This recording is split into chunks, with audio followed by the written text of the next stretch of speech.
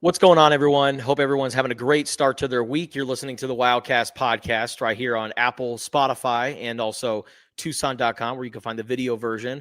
We are talking all things Arizona Wildcats football after the Wildcats 40-6 win over the Hawaii Rainbow Warriors.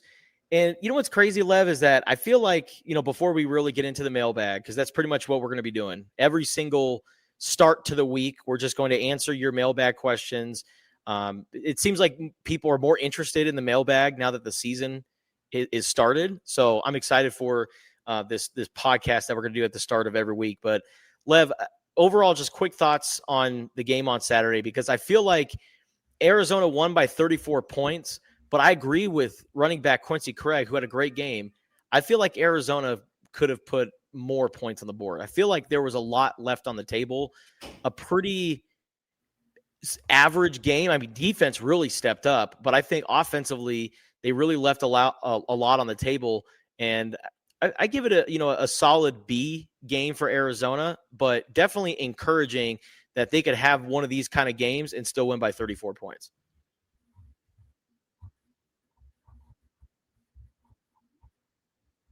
I have a question for you before we get into that, Justin. If you're Sure. watching the video, you'll notice Justin has a black Nike hat. Have you retired Wood's black golf hat that was just like beaten to hell? Or is that still part of the rotation?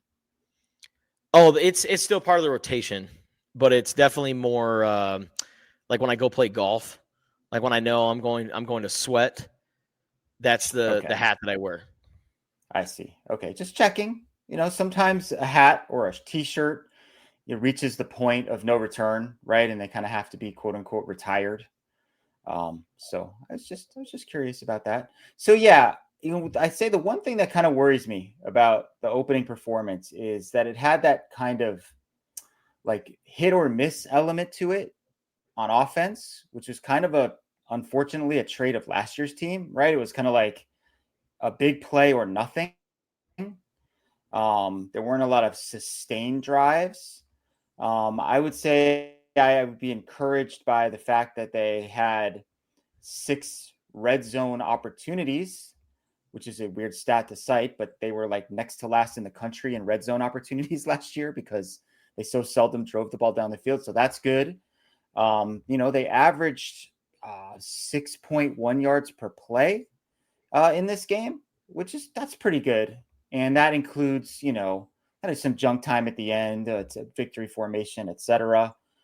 Even though the total yards were pretty similar between Arizona and Hawaii, Hawaii was only 3.8 yards per play. So, that's maybe a slightly better indicator. Certainly encouraged by the defense. Little bend but don't break. I think they were kind of like giving Hawaii the run, like, hey, if you guys want to run for 5 or 6 yards, we're okay. We're going to try to take away what you do best, which is pass the ball. I think the offense has a lot of work to do, and I'll be interested to see, what pieces are able to come back in the near future. A bunch of guys were missing from that game. Yeah, and I take this game with a grain of salt just because there were so many players, so many effective players, guys who are starters, guys who are going to contribute this season were not available for this game. And I would imagine, and we'll talk more about it later on in the week with our guy, Jordan Ham, when we preview the Weber State matchup, I would imagine it's probably going to be something similar, maybe even worse. Like, I really think that they could really hold back this upcoming game against Weber State, especially when you look at the FCS Wildcats. They lost to James Madison 45-10 over the weekend. Now, I know that James Madison, they're a solid football program. They've won a handful of games over the years, but man, 45-10, I'm sure if you're Arizona, you're looking at that like, okay, well, considering what we just did to Hawaii, I don't know why I brought up Utah. Maybe it's because of Weber State. Considering what we did to Hawaii, we can really pull it back, rest our guys, and get ready for the Weber State game or get ready for the Kansas State game. So, yeah, I don't know. This is a very interesting place that Arizona's in. A lot of guys are out.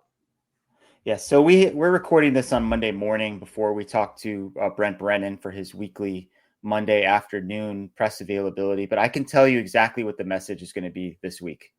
That's going to be, we're going to work on ourselves, right? We are going to strive for self-improvement. We are going to this game is about us. It's not about who we're playing. It's a nameless, faceless opponent. This is all about, maximizing our opportunity, improving in the areas where we need to improve.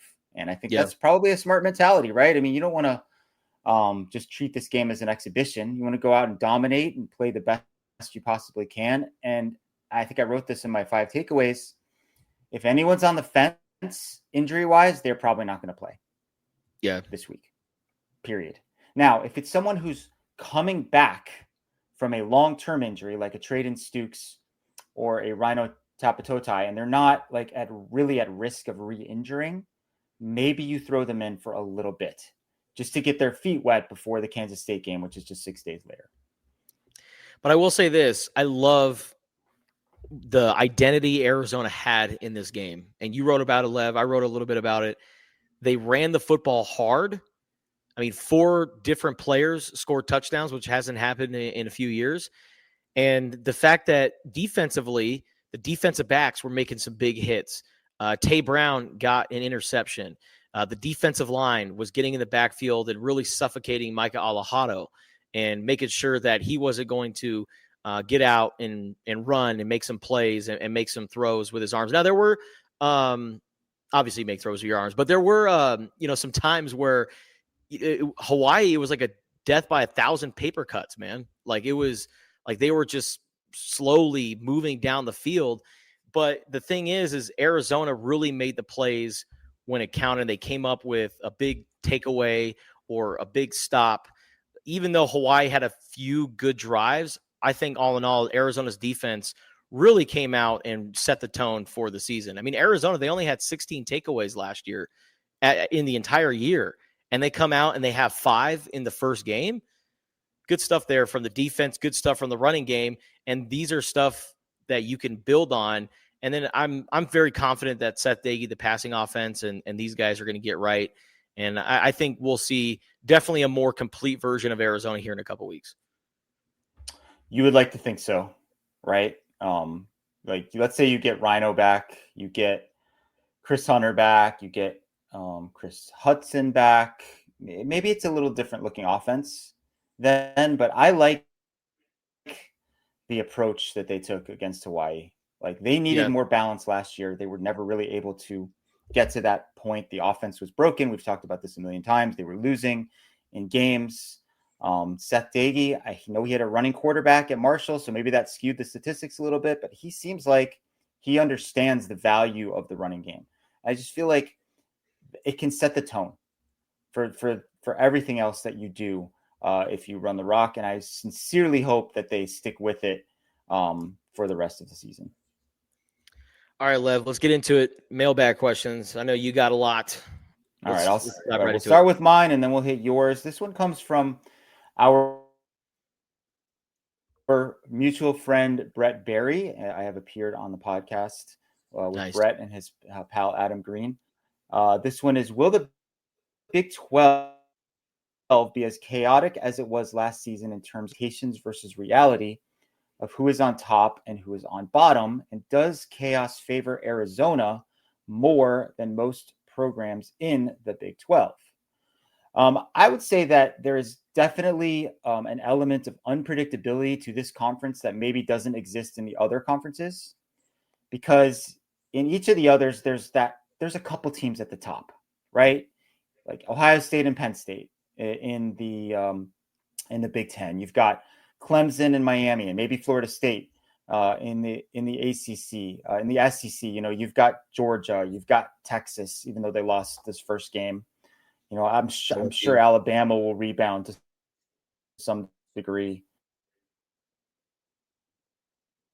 On and on. South Carolina looked pretty good yesterday too. With the Big 12 happen this year, but when you look at like all the preseason predictions, like not a lot of people are picking ASU, and they should be the favorite on paper. Anyway, I think Utah is really good. Wouldn't surprise me at all if Utah ended up winning, and they've been picked a lot of people 7th, 9th, even in the league. They dominated UCLA. So I think there is that element of, we don't know what's going to happen. Does it favor Arizona more than other schools? I don't necessarily think so. I just think it lends itself to a lot of games that could go either way. And I put Arizona kind of in the middle class of the Big 12, and it's incumbent on them to do all the little things if they're in those fourth quarter games to win them and kind of, inch their way up the standings as a result. So Opta Stats on Twitter posted something over the weekend that the Big 12 went 8-0 on Saturday. This is Saturday, not the games leading up to it. We all know what happened with Colorado. But 8-0 on Saturday, and average margin of victory was just a little over 34 points. It was the best weekend or the best single day of any conference in the last 40 years. So the Big 12 came out and really set the tone. I know we talk about the SEC and the Big 10 as the creme de la creme in college football, but I think from top to bottom, Big 12, they make a case as the strongest conference in college football. And there's a reason why they did not do the conference media poll going into it, because they wanted to move away from the narratives. They didn't want to have the teams in the minds of AP voters and people who cover college football. They want to just roll the ball out and let the best Big 12 teams rise to the top. And I think it's smart because it could maybe add multiple teams to the college football playoff from the Big 12 rather than just the conference champion. So, yeah, I think go ahead. I would say, may I offer a counterpoint to that stat? Sure. How many of those opponents were power conference opponents? I think only one. That was UCLA. True. That was UCLA. Several of them were FCS. And if you go back a few days, right? Baylor lost at home to Auburn. Colorado lost at home to Georgia Tech. And Cincinnati lost at home. I'm making a little quote sign here. Lost at home to Nebraska. That was really like a Nebraska home game, if you watch that at all, which is what we thought it was going to be. So I don't know what to make of that statistic, but I hear you though. And I think none of us want automatic qualifiers because it just neuters the regular season, but it would be a huge accomplishment and a big breakthrough for the conference if they can get more than one team into the playoff. Yeah. Right, I think it was question. Go ahead. Well, I think it was just interesting just because it was in the last 40 years. Think of it. There's been a lot of single days of college football in the last 40 years. The Big 12 to have that, I thought was pretty interesting. Yeah, but I think honestly, as far as like, does it favor Arizona? TBD, just because we don't know really how good the teams are on Arizona's schedule, right? When we were going through Arizona's schedule last year, we looked at teams like ASU and even Colorado, BYU. We were like, those are going to be wins for Arizona. And it turned out to be blowout losses for the Wildcats. So we really don't know. But I do think 7 home games, that favors Arizona for sure. It does, no question. All right, this is from a pretty frequent contributor, AZ Cat John. He said, how much real depth have we added? Lots of bodies on that O-line, but how many look like they will contribute in their career at Arizona? He's asking specifically about the offensive line. We could probably talk about the defensive line too. They have kind of taken a two-tiered approach to offensive line, right? They brought in several transfers to play right away. They also had a big recruiting class of, I think, 5. I don't know if all 5 are here. Maybe one of them. Did one of them go on a mission? I can't remember. But 4 or 5 freshman offensive linemen too. Yeah, one of the guys from San Francisco. Yeah, so they're sort of taking that approach, especially with that position, that, we got guys who can play now, and then these other guys, we don't have to rush them because we've got veterans ahead of them. And look, it certainly looks like Luis Akpa is a future starter, right? They love what they saw from him. Javian Gu, who is another one of those freshmen, was off to a good start. Then he got banged up and didn't play as much.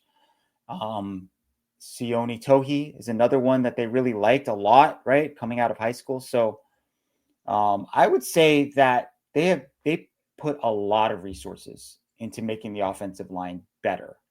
And so, is it real?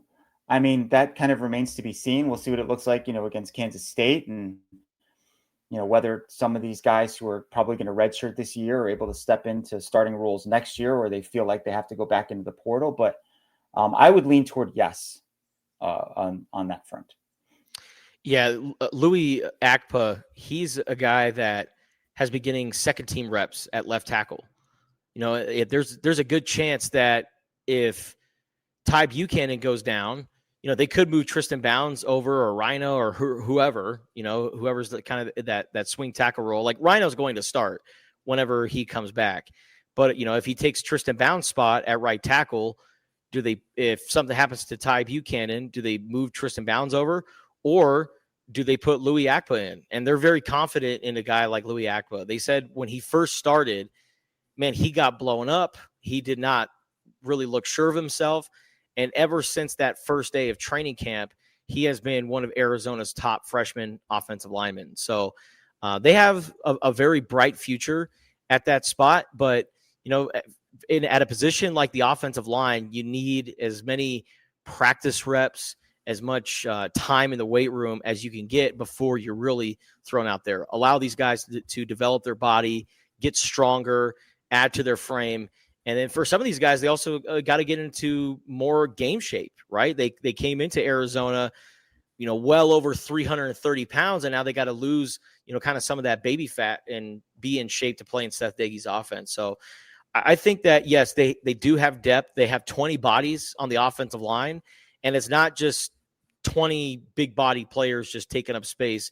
I think a lot of these guys can legitimately play, but some of these guys are just young, and it's going to take some time to develop, which they'll use this year for, right? Because Ty Buchanan, Tristan Bounds, all these guys are in their last year of playing college football, kind of DeCambra, right? Same deal in his last year playing college football. So they have veterans starting in their last year, and then they have some quality underclassmen developing. All right, this question comes from Mo Paya Aina. I hope I got that right. Love Mo. Mo asks, what is your feel for the vibe shift in the program? I feel like you've been doing this long enough to have a feel for the emotional tenor of the program. I feel like there was a very strong vibe shift this offseason. I think it started with the shuffling of the coaching staff, bringing Seth Dagy aboard as offensive coordinator. The first time we met him, I'm like, this dude is super confident. Like, he really knows his stuff, believes in himself. You promote Danny Gonzalez to defensive coordinator. Again, like, super confident, super knowledgeable. Like, man, that guy is like an encyclopedia of like Arizona football history, Tucson history, the opponent that's upcoming this week. Ask him anything about Albuquerque, he'll fill you in on that too. Again, like, he believes in himself, he believes in his scheme, and that, that trickles down to the players. Craig Nivar is very impressive as a special teams coach. I was talking to Desiree Reed Francois the other day, and she said that she sat in on one of his meetings, and she was so impressed that she brought her entire staff in to sit in on one of his meetings. Like, it's how organized he is, the attention to detail, etc. So that's an upgrade. Big upgrade, a defensive line coach with Joe Salavea, who, I mean, is someone we talked about when there were head coach openings, right? Like, this guy could be Arizona's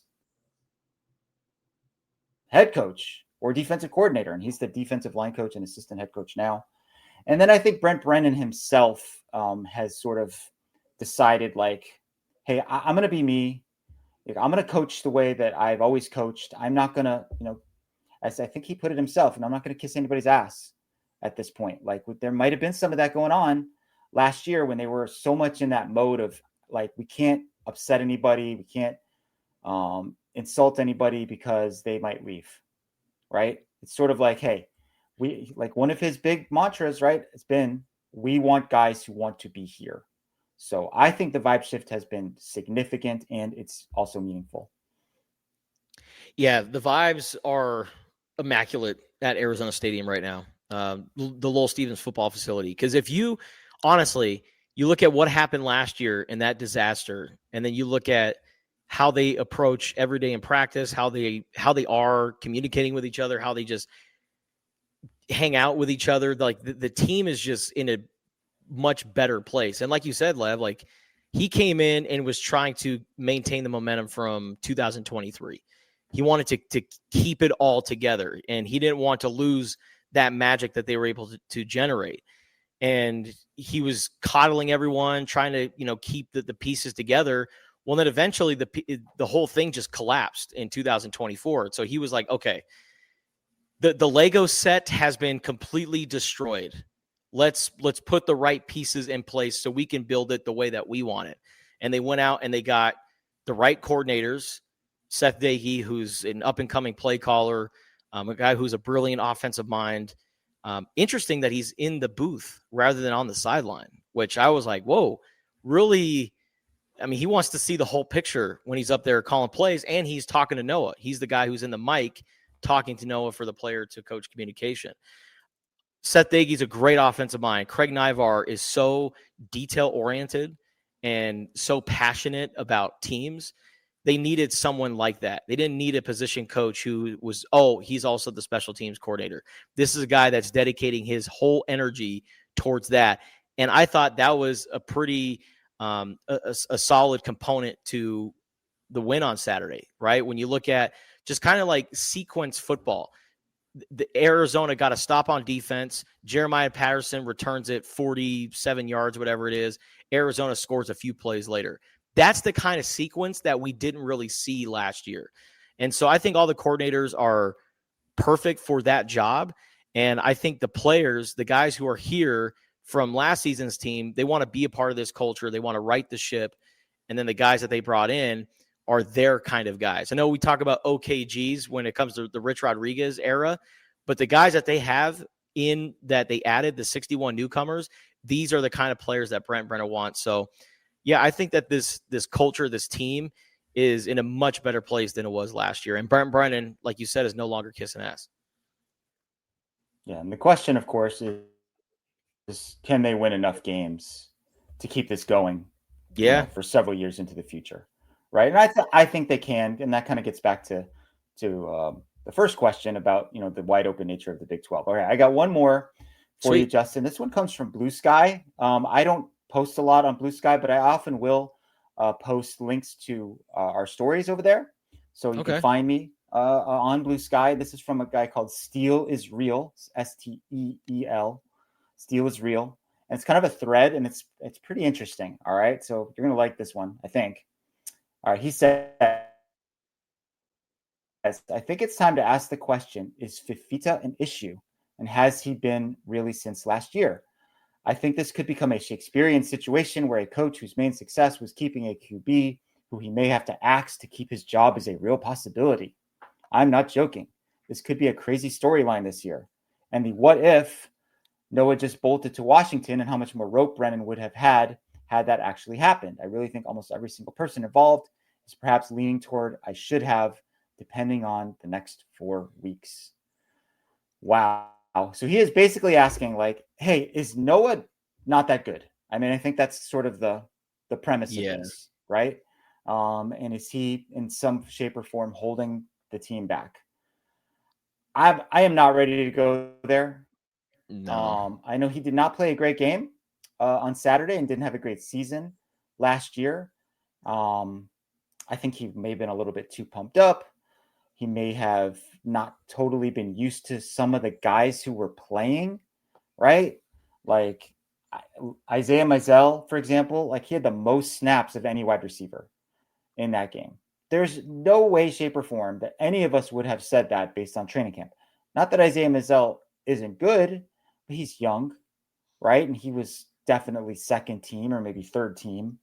And they lost a bunch of dudes heading into this game, and they had to change their plans to a pretty significant extent. You also have to take into consideration the intangibles that Noah Fifita brings to the program. Like, he is the face of the franchise. He is a great leader. He is beloved in the locker room, and he is a tone setter when it comes to spending the time and putting in the work. So I like the idea of this question just because it's an interesting topic to talk about, but I don't think that anyone is thinking that, and I don't think there's going to be a QB change this year unless Noah Fifita gets injured. Man, I feel like this is like TMZ U of A conversation here going on. Like it's like tabloid news. Like, is Fifita the problem? I'm not ready to go there just yet, but I do think that you are totally spot on, Lev, with the fact that, I mean, Chris Hudson was out of that game. And, Chris Hunter only played, 6 snaps on Saturday? Like Chris Hunter hardly ever played. And though the two Chris's, those are two guys that could end up leading the team in receiving yards this year. And so when you have a freshman like Isaiah Mizell out there playing significant snaps, yeah, it doesn't surprise me that he overshot Isaiah Mizell on a route.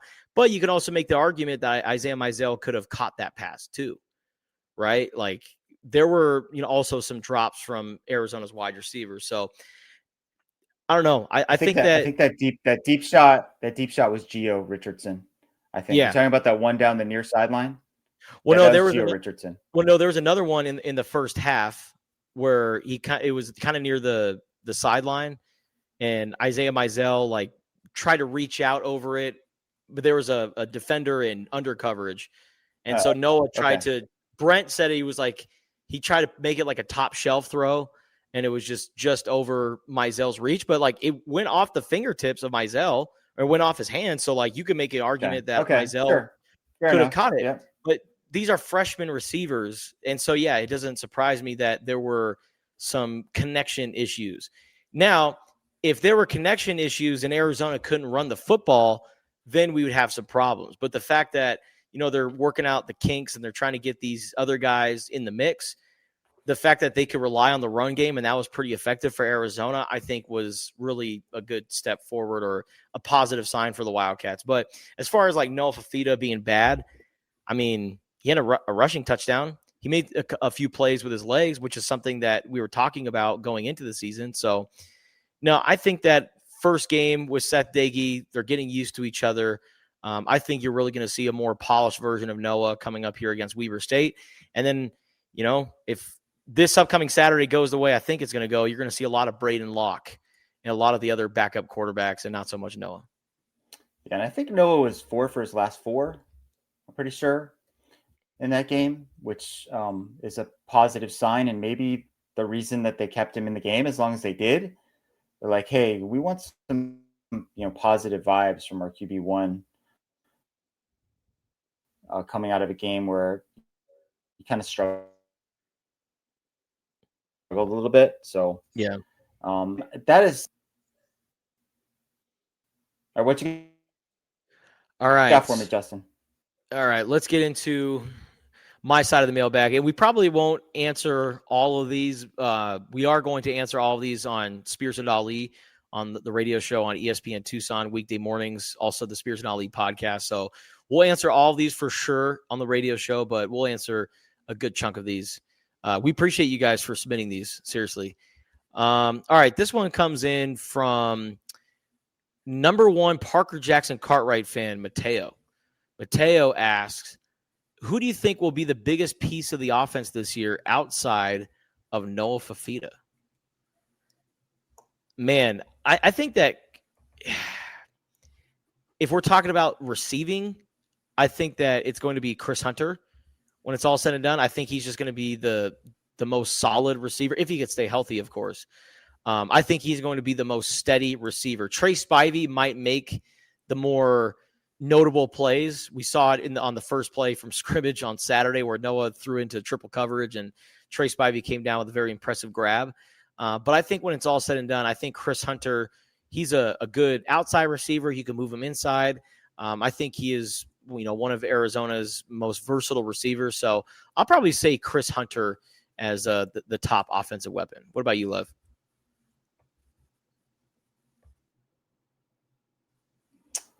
I would have said coming into the season that it would be Chris Hudson, not Hunter. But he, of course, missed the first game, and we don't know if he's going to miss the second game too. So, is he going to play enough games to accumulate enough stats to sort of be that guy? I think this is a great and difficult question because they're kind of in that by committee mode at both receiver and running back.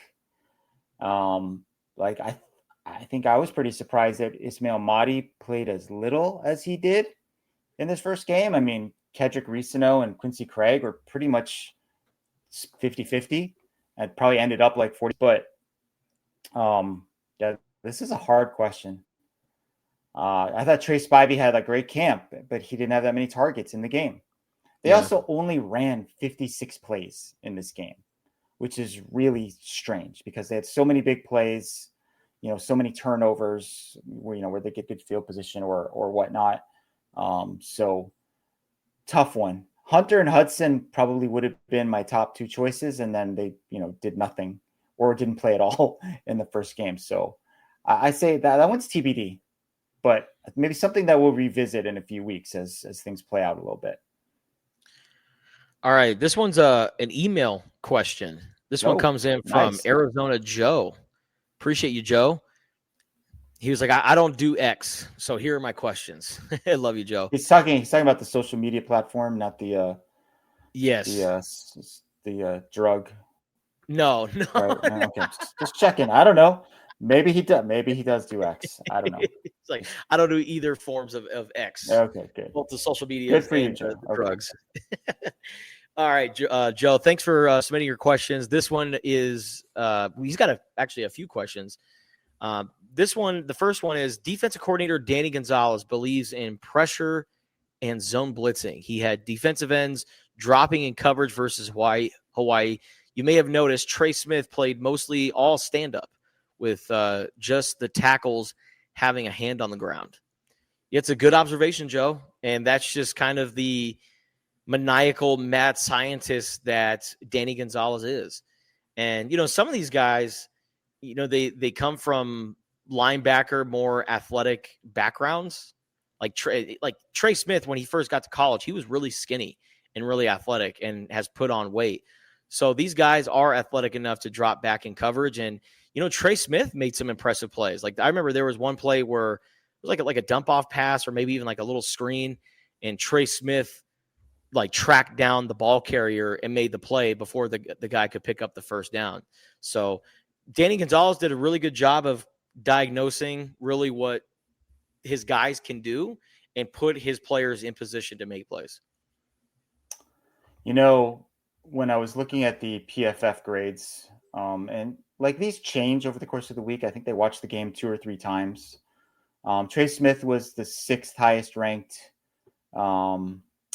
Arizona defensive player. I thought he had a more impactful game than that, even though it didn't really show up in the stats. But there's going to come a day, maybe it's this week, maybe it's another week, where we ask Danny Gonzalez what he thinks about PFF's grading. And then we'll just sit there for the next 15 minutes as Danny goes on some sort of rant about how stupid it is or how great it is or how they do their own grades or whatever. Anyway, sorry for the tangent. I agree with Joe's sort of overall premise here that, yes, this is what you're going to see from Danny. He knows he cannot just line up against these teams in the Big 12 and win the physical war at the line of scrimmage, down in and down out. Right? He is going to present a picture that looks like one thing, and then after the snap, it looks like something else, and it's going to change from down to down to down to down. Yeah, you did see defensive ends dropping into coverage. You saw linebackers blitzing. You saw defensive backs blitzing. It's going to be like that all season. Now, whether they, put more bodies close to the line of scrimmage, like in the middle of the field against a different opponent, like a Kansas State or someone who's a little more run-oriented, I bet you'll see that. But the idea of the defense is not going to change, and it is exactly how Joe described it. All right. This Joe's second question. Arizona has a lot of islanders on the team. Hawaii leads all the states per capita in consumption of Spam, and it is very popular throughout the Pacific region. What is the Polynesian players' relationship with Spam? Is Spam on the training table? And does Auntie Benji make any dishes other than Spam musubi for them? And now, Justin, I know from your road trip reporting, you are into food. And if you want an inexpensive Costco meal at home, I will share my barbecued Spam sandwich recipe for you and all the Bear Down faithful. You and Lev make a good team. Keep up the good work. Well, thank you for the kind words.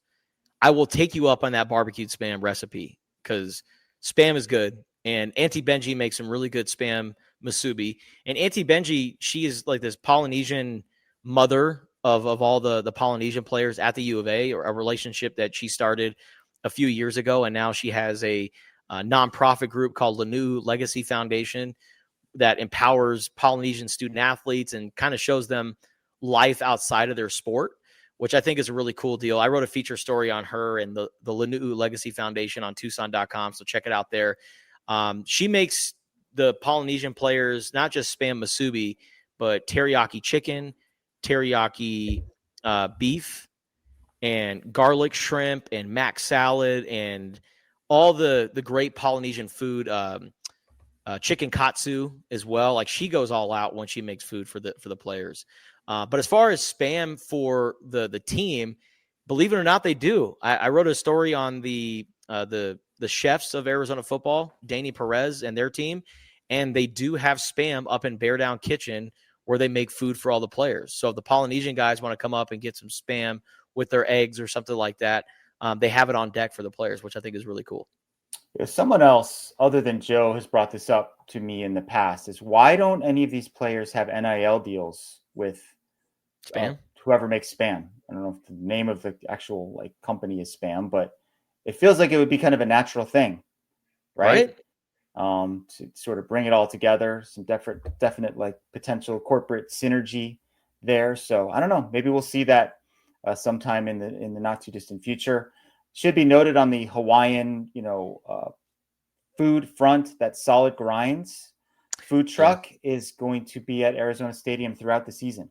So if you're looking for that type of cuisine when you're going to a game, you can find the food truck. It's in the southwest corner of the stadium inside the gates. It's a good stuff, man. Jonas Avinaya did NIL with those guys. All right, let's go back to the Twitter mailbag. This one comes in from Joe Sturk. Joe says, I know it's only one game, but did we exceed expectations or disappoint in the first game of the year?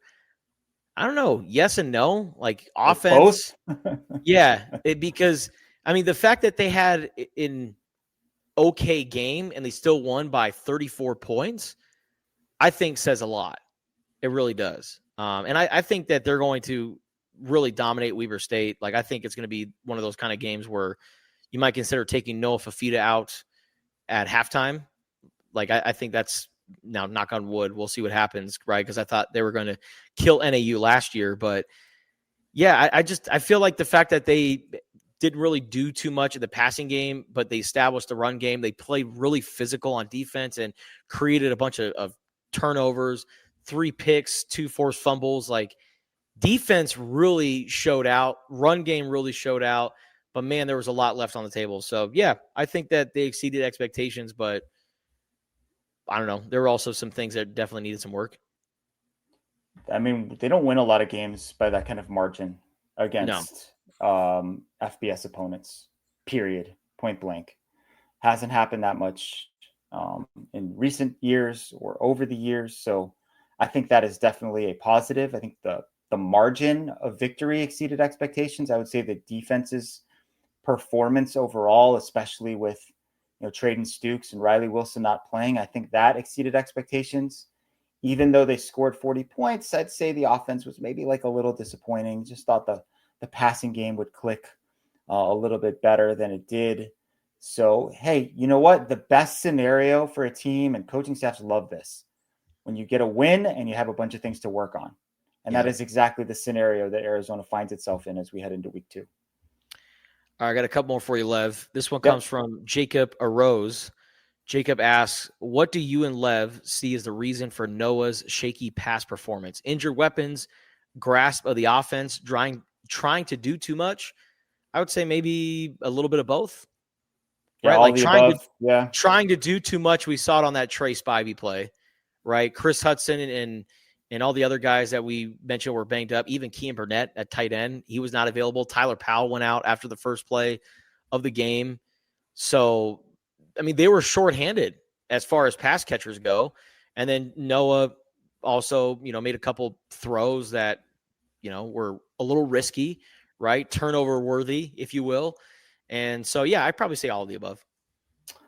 I would say also that even though Noah has worked hand in hand with Seth Dagey since December, right? And they're constantly trying to figure things out and, determine what works best. It's still a process in terms of figuring out, like, these are the plays where Noah feels the most comfortable to actually run them in games. So there's a little bit of like experimentation, a little trial and error, I think, in the first few weeks of the season to maybe pare down the playbook and figure out, all right, these are the plays that Noah is best at. And let's just run these in some, vary up the formations a little bit, but really kind of winnow it down. And I still think we're in that phase where they're trying to figure out what that looks like. So I think that's a factor too. And I think, he was probably just trying to, impress, and probably was, his adrenaline was going. Like, a lot of the throws were like thrown too hard, too high.